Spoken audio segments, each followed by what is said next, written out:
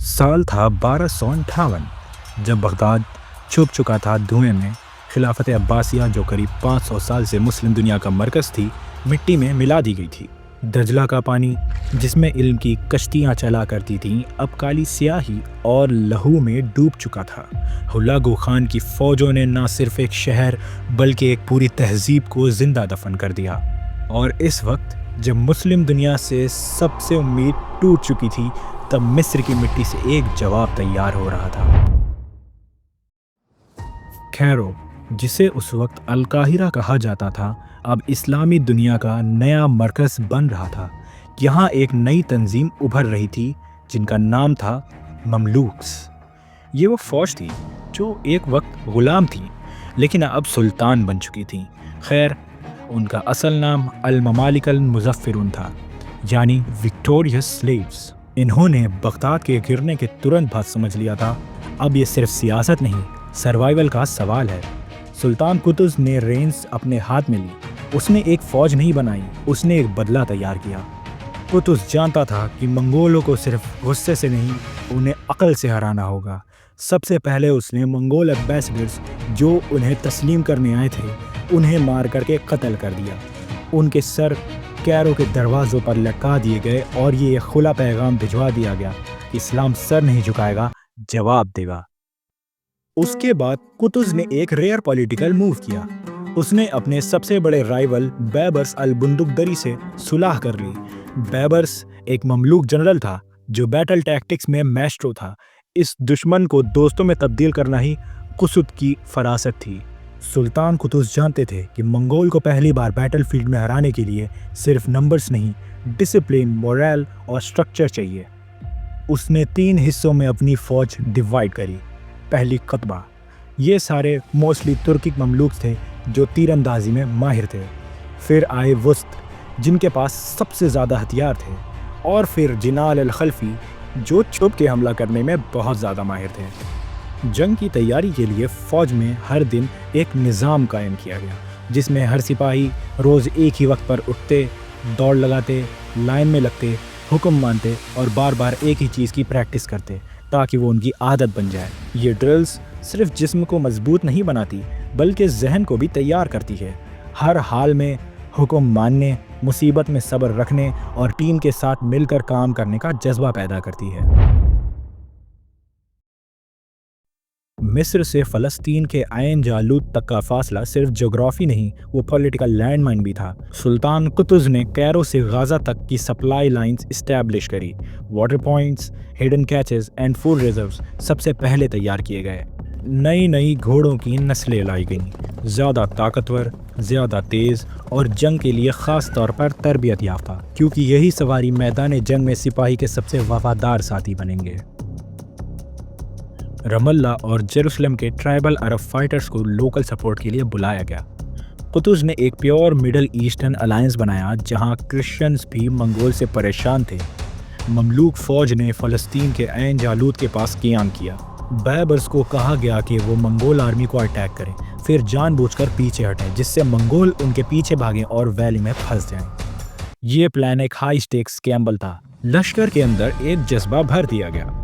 جنگ سے ایک رات پہلے مملوکس نے قرآن کی تلاوت کی، نوافل پڑھے اور ہر فوج کے لیڈرز اپنے ٹروپس کو یہ یاد دلاتے رہے، تم وہ ہو جو بغداد کی تہمت دھونے آئے ہو، تمہارے بعد اسلام یا تو رہے گا یا راکھ ہو جائے گا۔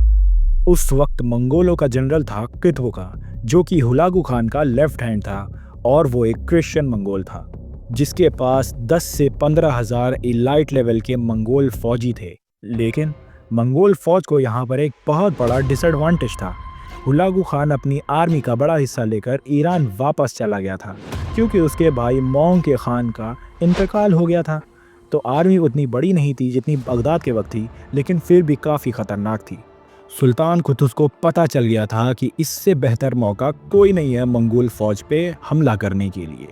کیرو سے روانہ ہونے کے بعد قطز نے ترنت ایک کھلا پیغام لکھوایا جو ہر چھوٹی بڑی مسجد میں پڑھوایا گیا۔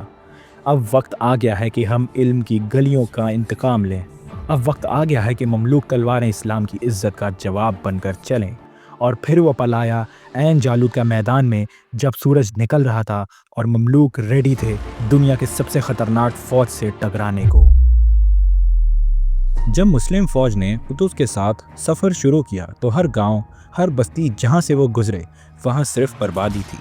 جلائے گئے گھر، لاشیں، روتا ہوا بچہ، یہ سب دیکھ کر فوج کے اندر ایک الگ سی آگ لگ گئی تھی۔ جیسے ہی مسلم فوج عین جالوت کے پاس پہنچی سب نے کیمپ لگایا۔ قطز نے بولا یہ وہ زمین ہے جہاں تاریخ لکھی جائے گی، کل یا تو اسلام اٹھ کھڑا ہوگا یا منگول قبضہ جما لیں گے۔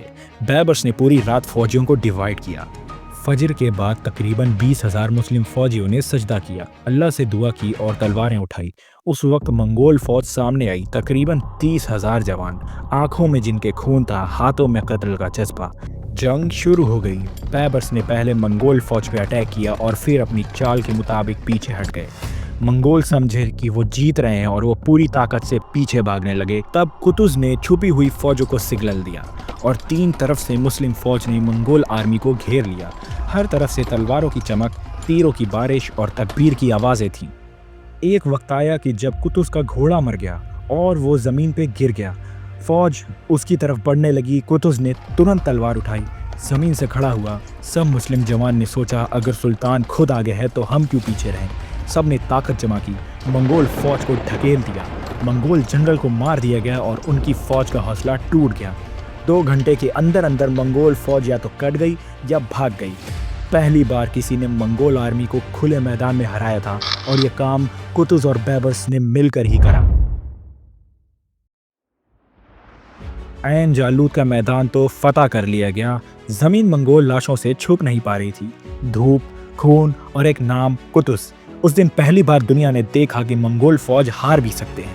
بیبرس کا چہرہ دھول سے بھرا تھا لیکن آنکھوں میں ایک بجلی تھی۔ اس نے قطز کی طرف دیکھا اور سر جھکایا۔ یہ صرف جنگ نہیں، یہ ایک سگنل تھا دنیا کے لیے۔ قطز نے سب سے پہلے سیریا کو منگولوں سے آزاد کرنے کا حکم دیا۔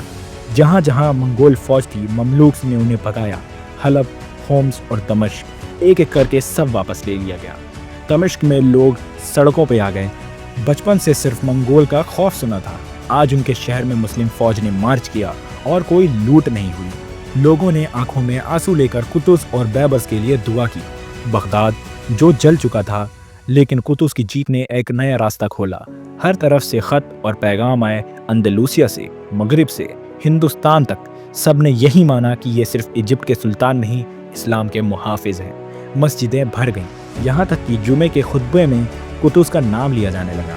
انہوں نے مصر میں ایک نیا حکم دیا کہ سب سے پہلے غریبوں کی سنوائی ہوگی، لیکن خوف وہی تھا، جیت کے بعد اندر سے ہی چھری چلنے لگتی ہے۔ بیبرس ایک ہیرو بن چکا تھا، اس کے سپورٹرز چاہتے تھے کہ اب کرسی اس کی ہو۔ قطز کو اندیشہ ہو گیا تھا لیکن وہ سمجھدار تھا۔ اس نے بیبرس کو سیرین آرمی کا کمانڈر بنایا تاکہ اسے عزت ملی رہے اور وہ دور بھی رہے۔